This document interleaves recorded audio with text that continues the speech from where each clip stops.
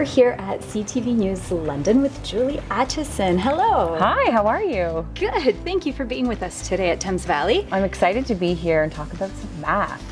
Awesome. So we're wondering if you can tell us about your role here at CTV News London. Okay, I've been working at CTV News London for 22 years, and I've had many different roles over the years. My current role is head meteorologist here at CTV News. Fantastic. And you use a lot of math. We can tell just from even the maps that you show us. And so would you be willing to share with Thames Valley and the students and teachers and families within our school board all of the wonderful mathematics that you use on a daily basis? I would love to. I use math probably more than anyone in the newsroom. Meteorology is based on mathematical equations, and I use so many different kinds of math on a day-to-day basis, and I can't wait to share it all with you. Great, and we can't wait to learn about it.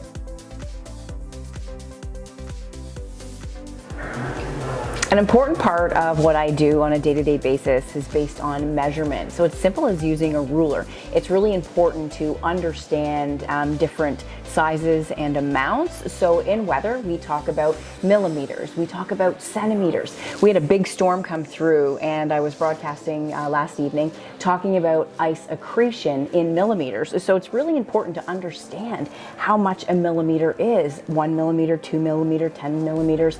We had forecast upwards of 20 millimeters, which is a significant amount of ice. The other thing we talk about a lot in the winter is snowfall and how much snow we're going to get. So it's really important to understand 30 centimeters and just how much that is. So you need to know when you hear, wow, there's going to be 10 centimeters. You're able to look at your ruler and understand what 10 centimeters is. Another thing we talk about in different seasons, rainfall amounts. So I deal a lot with flooding and localized flooding, just how much rain is going to come our way. So it's really important to understand all of the measurements that you're learning right now.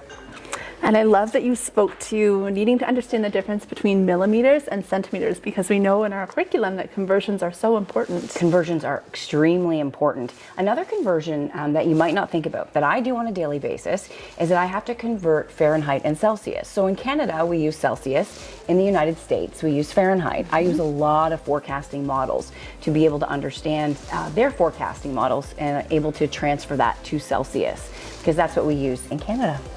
That's a fantastic example.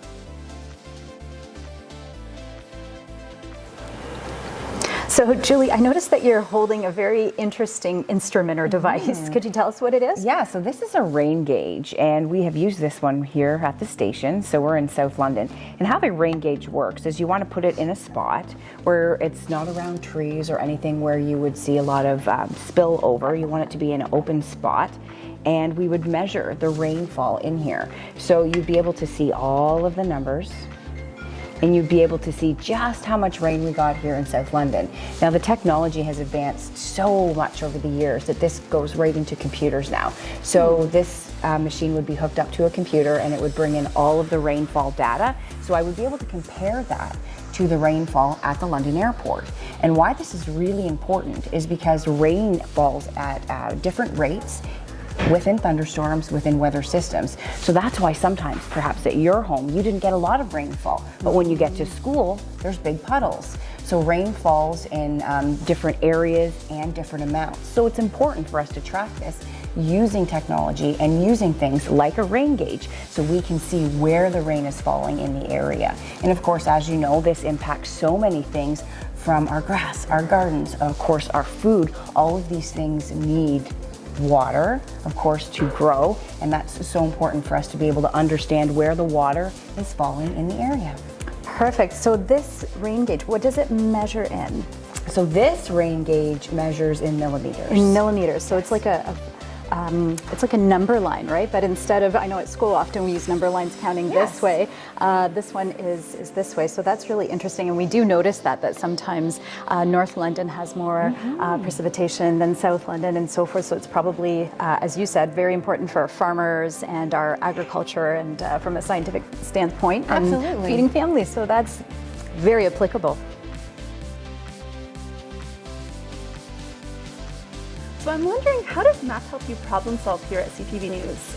How does math help me problem solve? Great question. I have to problem solve on a daily basis. Every single day I use math when I'm presenting the weather.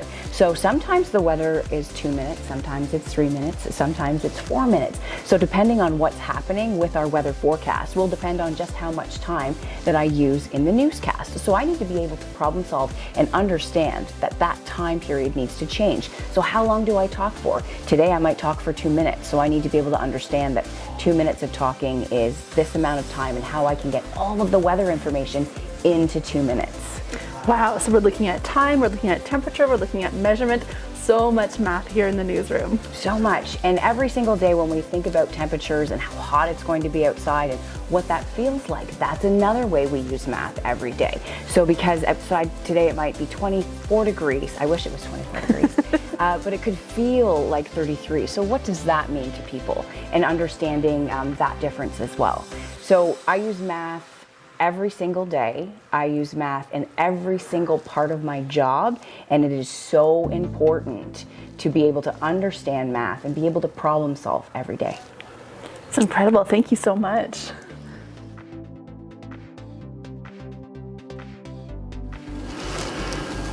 So another part of what I do on a day-to-day basis is I do weather updates on the radio. So these will air every hour on the hour, but the important thing about these updates is they need to be 30 seconds exactly. So I need to be able to figure out how long that is, how many words that is in that amount of time. So I'm going to press record and I'm going to do the weather update just for you right now. Good afternoon, I'm Julie Atchison. Light drizzle will continue but come to an end this evening. The high +3.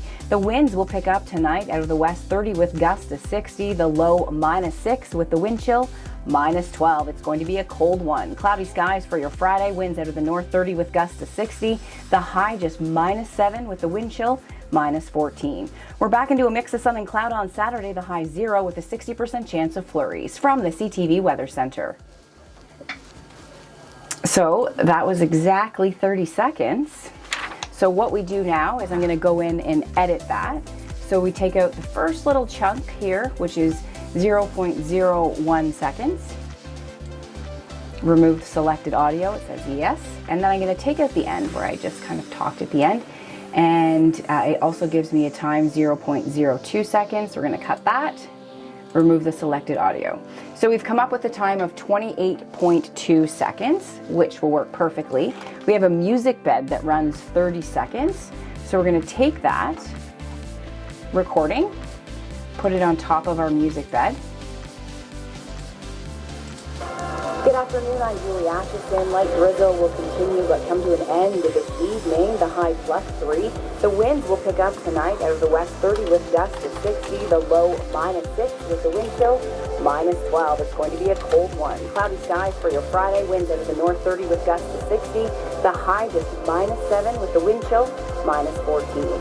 We're back into a mix of sun and cloud on Saturday. The high 0 with a 60% chance of flurries. From the CTV Weather Center.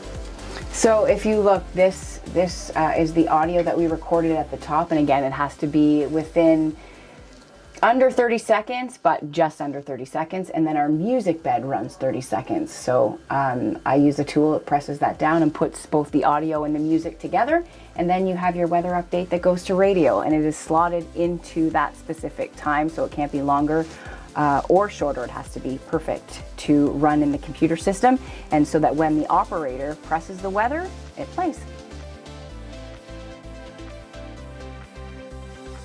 So Julie, on this screen here, I'm seeing so many numbers, a lot of our friendly numbers that we like, and a lot of integers here as well. How do you use this to help you with the weather? So this is the national temperatures map. So this gives us a look at what's happening right across Canada and across the US. This map I would use every single day. And so this is the ability to, figure out what's going on across the prairies, what weather is moving in for us. Is it going to be a lot warmer? Is it going to be a lot colder? And what jet stream is coming in? So looking at this weather map for tonight, you can see it's -18 in Thunder Bay, -6 in Toronto, but our airflow is going to shift tonight and that cold air is coming in. What I like to, when I show this map, I need to be able to quickly think about those differences in temperatures. So I need to look at, minus 23 in Regina, and then we come toward Toronto and London, where the temperature is much warmer. So I would talk about, the difference in temperatures across the country, and talking about the warmth. When I look at these, I have to quickly know, okay, Orlando's the hottest spot on the map. Florida, everyone likes Florida. So 29 degrees in Orlando, so we need to be able to look at that and say, okay, it's minus 26 in Calgary and plus 29 in Orlando. So we're looking at those huge differences and being able to think on my feet and be able to do that math while I'm talking and presenting the forecast. Right, so you must have some excellent mental math strategies that you're able to apply here. Absolutely, and it's funny because you have to be able to think on your feet. So you're constantly thinking about these numbers and thinking all of these numbers all the time. So you're doing all different sorts of math while you're... So Julie, thank you so much for all that great information. We have all of the Thames Valley families and students, and we'd like to hear from you. What is your take on the importance of math in your daily life? It's a great question. In my daily life, in my work life, math is beyond important. And we don't think about it. I know I was in school just like you, and I thought, what am I going to use this for? Why do I need this? This is boring. I don't want to do this. I get it. But you know what? You find that in your life that you use math every single day. From everything that you think of when you go to the grocery store, when you get gas, you have to figure out how much gas do I need? How much money is that going to cost? Do I have enough money? Is there enough money left? Will I be able to take the bus? How much time do I have to get to that bus? So we're using math when we're not even thinking about it. So it's so important that we continue with our math and that we're able to grow with math, because you don't realize what you'll be using it for. I did a lot of different path to education to get where I am, and I didn't realize how much math I would actually need. So I focused a lot on English, and I focused a lot on drama and many different other aspects, and not specifically on math. And then later in my life, I had to go back to school and take a lot of math courses, because math is very important in my job, as you see. So day to day, I'm using math, and I'm using all different kinds of maths, from addition and subtraction to percentages to problem solving. And so in my work life and in my personal life, I use math every single day and almost all of the things that I do. Even when I was thinking this morning, I was doing a load of laundry and I'm calculating in my brain how much time I had left to make sure that I got it in the dryer, how much time is it going to take me to get to work. So I'm constantly using math to calculate those things, and people don't think about that. So my advice to you is take math, continue to grow with math, and find ways to enjoy it and love it. You said that beautifully. I like the way you said how math is integrated into into our daily lives, and how it's a part of everything that we do, not just weather, not just measuring how much precipitation, but even doing laundry and everything else. So we thank you so much for sharing all of the great information with all of us. We really appreciate it. Thanks for having me, and I hope you enjoyed a little tour and a little math that I was able to share with you today. We loved it. Thank you.